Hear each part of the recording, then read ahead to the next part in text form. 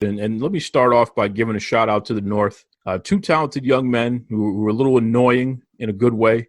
So you can't help but root against them because they're so annoying. So keep that up, fellas, because that's fun to watch.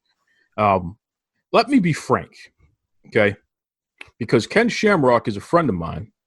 He's been on the Duke Loves Wrestling podcast. He's someone that I have a tremendous amount of respect for. I am one of the original UFC fans, so I remember watching Ken all the way back then.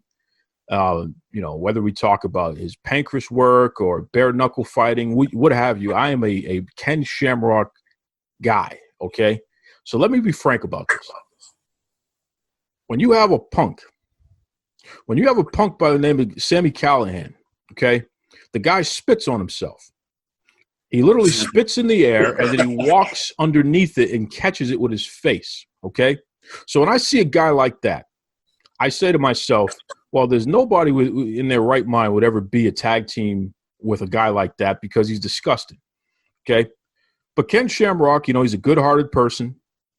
He decided to try to do the right thing and bring this nasty person along, try to help them, maybe find some good hygiene or something like that. Who knows? But Sami Callihan had the audacity to put his hands on Ken Shamrock.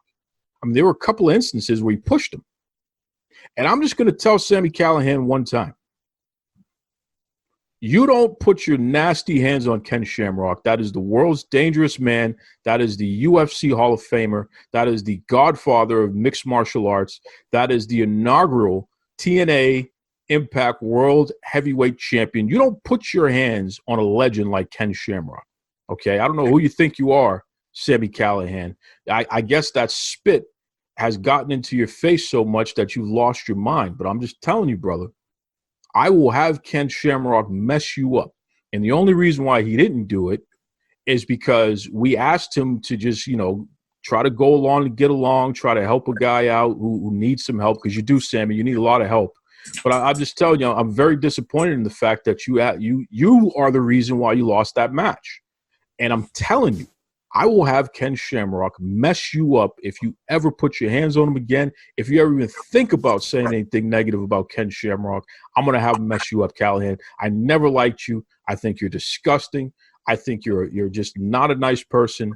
And I think that no one should be your tag team partner because you don't know how to treat yourself. So how are you going to treat them right? That's all I got to say about that.